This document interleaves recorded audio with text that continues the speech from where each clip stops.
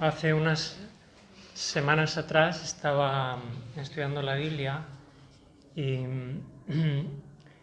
siendo la situación que estamos viviendo a nivel mundial, pensaba que quizás nunca en la historia hemos necesitado más que ahora mismo elevarnos a Dios, por encima de lo que estamos viviendo. Y me puse a buscar en la Biblia, ¿dónde en la Biblia encuentro yo un lugar donde alguien se eleva? Entonces encontré solo una referencia donde se dice textualmente: el Espíritu me elevó, tal cual, con esas palabras. El Espíritu me elevó. Y creo que las personas más sensibles, creo que los que estamos aquí lo somos, tenemos una disposición a elevarnos, y el ser humano también, porque si os fijáis, ¿por qué la gente quiere subir montañas? Porque quiere elevarse, porque se siente que está por encima de los problemas, ¿no? Muchas veces cuando uno se eleva, ¿no? Entonces, fijaros que el texto bíblico que yo encontré no dice que la persona se elevó, dice el Espíritu me elevó, que es diferente. Porque podemos, por mucho que saltemos, no nos elevamos. Pero es cuando el Espíritu nos eleva que realmente somos elevados espiritualmente. Esto es muy importante. Entonces, la primera pregunta que yo os hago es: ¿alguna vez te ha elevado el Espíritu? ¿Alguna vez nos ha elevado el Espíritu? Y no estoy hablando de que yo trate de elevarme, insisto, es el Espíritu el que nos eleva, ¿no? Y sea que haya ocurrido o ¿no crees que es bueno que el Espíritu nos eleve? Y cuando yo estudiaba este caso, y os diré qué profeta dijo el Espíritu me elevó, he descubierto que obviamente el Espíritu quiere elevarnos por varias razones. El Espíritu quiere elevarnos, creo yo, por 4 razones. Quiere elevarnos para influir sobre nosotros, porque a veces estamos tan enredados con las cosas de la vida que es como que tenemos demasiada energía negativa como para que el Espíritu haga un efecto en nuestras vidas. Por eso el Espíritu, en primer lugar, quiere influir sobre nosotros, a veces quiere informarnos de algo. El Espíritu, en tercer lugar, quiere darnos discernimiento del pecado, de lo que es verdad y de lo que no es verdad. Y por último, y esta es quizás la cuarta razón, es la razón menos común de las personas que quieren elevarse: cuando el Espíritu eleva a una persona, le da una misión. Porque no existen los vagos que están dentro del ejército de Dios. El Espíritu siempre da una misión. La elevación espiritual para Dios no es mística, no es mística. Y curiosamente esta semana alguien me escribía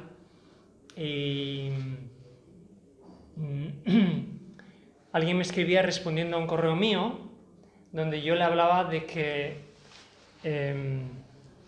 tenemos que elevarnos espiritualmente y que Jesucristo nos puede dar el ánimo para poder, digamos, sobrellevar lo que llevamos. Y yo le decía que en realidad la espiritualidad tiene que ser algo también práctico, de hacer algo por los demás. Y esta persona, esta mujer, me responde y me dice: sí, es verdad, porque yo estoy siguiendo a un maestro espiritual llamado Savananda, y cuando nos reunimos todas las semanas, nadie se entera de lo que está ocurriendo en el mundo. Es como si vivieran aislados de la vida, y estamos ahí con nuestros rituales digamos, de meditación, pero es una meditación mística. Entonces, ¿qué sentido tiene? Precisamente yo le dije, eso es lo que nunca ocurre cuando una persona es elevada por el Espíritu, porque el Espíritu, cuando eleva, lo pone a trabajar para beneficiar a otros. Toda esta meditación mística de todas las corrientes orientalistas que lo que pretenden es aislar a la persona en una nube como si nada pasara en este mundo. Eso no es en realidad lo que Jesús hizo, ni enseñó tampoco a sus discípulos, ¿no? Jesús no era un místico aislado, Jesús era un incansable misionero, pero cuando el Espíritu le había elevado también a él. Entonces, otra cosa que es importante es que si queremos ser elevados por el Espíritu, no podemos estar practicando el pecado, porque el pecado es una mochila de 100 kilos. El Espíritu no nos va a elevar con una mochila de 100 kilos. Entonces, no sé si alguien puede intuir de qué profeta o quién es esta persona que dijo, el Espíritu me elevó. Y fijaros dónde le elevó y vamos a ver para qué le elevó. Pudiéramos pensar que este profeta fue elevado en la ciudad santa de Jerusalén, cerca del templo de Jerusalén. Pues bien lejos de Jerusalén, este profeta fue elevado en Babilonia. Este profeta fue elevado en Babilonia. Y este es un dato que a mí me ha llamado mucho la atención. Dice él, y ahora os diré quién es, estando yo en medio de los cautivos de Babilonia. Él había sido cautivado con el resto, que voluntariamente obedecieron a Dios, porque Dios les había dicho, no resistáis a Babilonia. Y ellos obedecieron y fueron llevados, pero hubo otros que se quedaron en Jerusalén, en el templo. Y fijaros, es increíble a veces encontrar que lo que parece verdad es mentira y lo que parece mentira es verdad. Y fijaros bien, los que se quedaron en Jerusalén, ¿sabéis lo que decían de este profeta y del resto del grupo que estaban en Babilonia? Pero claro, los que se quedaron en Jerusalén dijeron, no, si el Dios nuestro está aquí en Jerusalén. Los que os habéis ido a Babilonia no pertenecéis a Jehová. Esa era la acusación que les hicieron por haberse sometido a Babilonia, cuando en realidad Jehová les había pedido que se sometieran, porque si no las cosas iban a ir a peor. Y las palabras textuales fueron, alejaos de Jehová, a nosotros nos es dada la tierra de posesión. Los que estáis en Babilonia no estáis con Dios. Este es el contexto histórico en el que el profeta en Babilonia recibe una serie de visiones como pocos profetas a lo largo de la historia bíblica han recibido. Ese profeta fue profeta Ezequiel. Los que estaban con él, a pesar de que fueron acusados, ya no tenéis a Dios porque no tenéis el templo. Y el templo para ellos era el símbolo de la presencia de Dios. Con lo cual, los que os habéis ido a Babilonia, os habéis quedado sin Jehová. Pero ahora vienen palabras de Jehová a Ezequiel. Y estamos situados en Ezequiel capítulo 11, ¿vale? Si alguno quiere seguir el texto. Ezequiel 11, fijaros cómo responde el mismo Jehová a la acusación de los que se habían quedado en Jerusalén. Así ha dicho Jehová el Señor, aunque les he arrojado lejos entre las naciones y les he esparcido por las tierras, con todo eso les seré por un pequeño santuario en las tierras a donde lleguen. O sea que el santuario estaba en Babilonia. Porque lo que Ezequiel les va a decir en esas visiones, Ezequiel va a ser llevado en visión a Jerusalén y va a ver las abominaciones que hay en Jerusalén, la apostasía que hay en Jerusalén.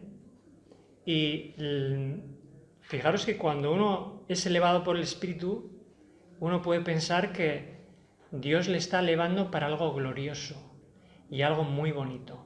Tipo la transfiguración, donde ahí los apóstoles Pedro, Juan y Santiago ven la gloria de Dios y dicen, oye, esto es para hacer una tienda de campaña aquí, nos quedamos.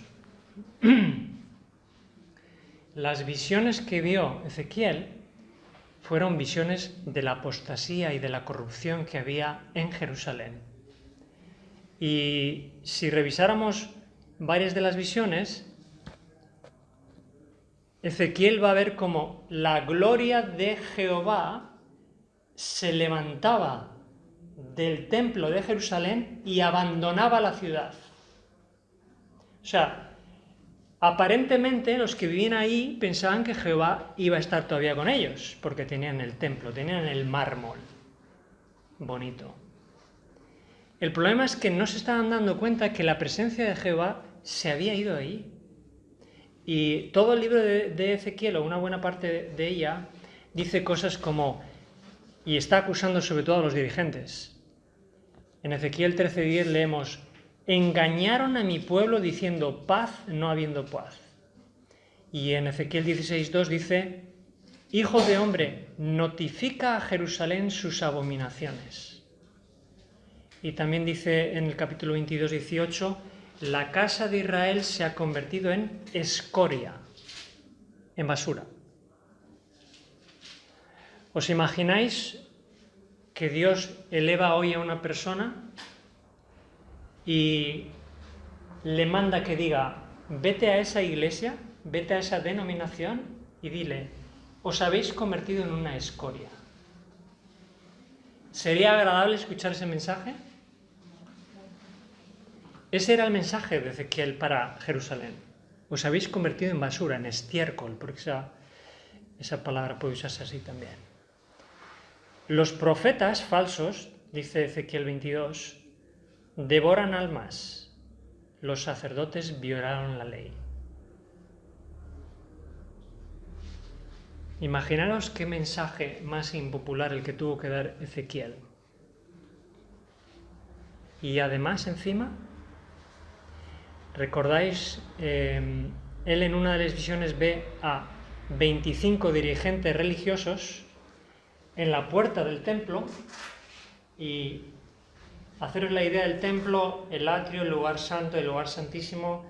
Cuando uno llegaba al templo tenía la puerta y siempre tenía que adorar en dirección al oeste. Dios lo había hecho así con toda intención, porque si se colocaban de parte hacia el este, era por donde salía el sol, era por donde todas las naciones paganas adoraban al sol por la mañana. Dios les pide que la puerta quedara para el oeste, para darle al sol la espalda. Lo que Ezequiel ve son 25 dirigentes religiosos postrados de rodillas adorando al sol en el templo de Jerusalén, entre muchas otras cosas.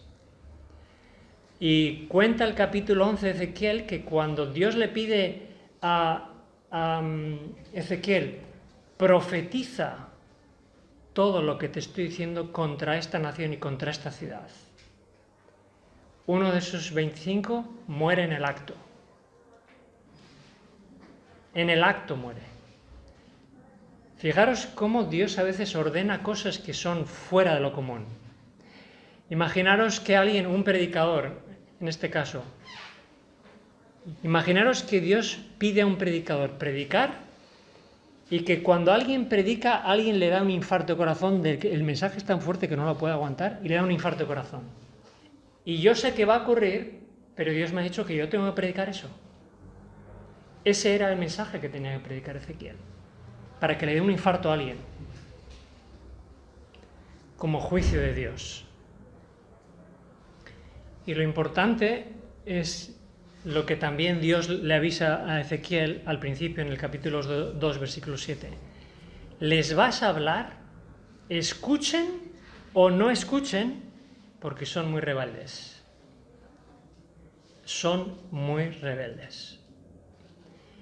Lo sorprendente de este libro y de estas profecías es que yo creo que se van a cumplir si es que no se están cumpliendo ya. Porque los sacerdotes, los dirigentes, están adorando al sol. Están adorando a un sistema religioso que no es el de Jehová. El templo se está quedando sin la presencia de Dios. Y las personas que van al templo, como se creen que tienen un templo, piensan que Dios está allí, cuando Dios está creando un pequeño santuario fuera del templo. El problema es que los que van al templo, como es el templo de Jerusalén, pues creen que Dios está allí. El problema es que a veces podemos estar creyendo que como estamos en el templo, como es el templo de Jehová, Jehová está en el templo. Pero este libro nos está indicando que a veces Jehová no está en el templo, porque el pecado lo ha expulsado del templo. Así que tenemos, por lo que describe Ezequiel, una serie de mensajes que son durísimos de recibir y que generalmente los miembros de una iglesia no quieren recibir, porque quieren buenas noticias. Los miembros de cualquier iglesia quieren buenas noticias, no quieren noticias como estas.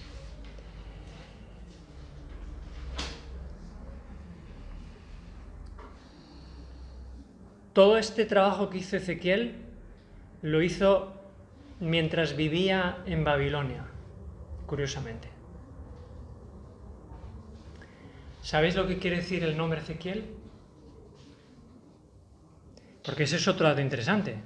Fijaros que Ezequiel fue llevado a Babilonia y en Jerusalén se quedaron los apóstatas, buena parte de ellos por lo menos. Ezequiel quiere decir fortaleza de Dios, o Jehová fortalecerá.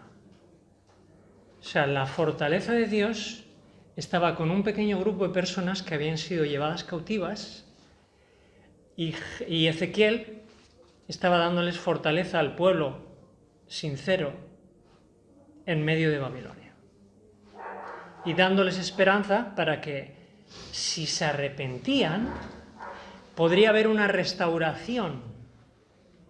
O sea, lo que le estaba diciendo es, estamos encarcelados en Babilonia, pero si nos arrepentimos, Dios nos va a fortalecer y nos llevará otra vez a Jerusalén después de que se haya destruido por completo.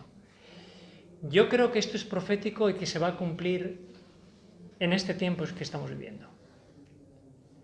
La iglesia oficial, tal cual la vemos, va a ser destruida como el templo de Jerusalén va a ser destruido.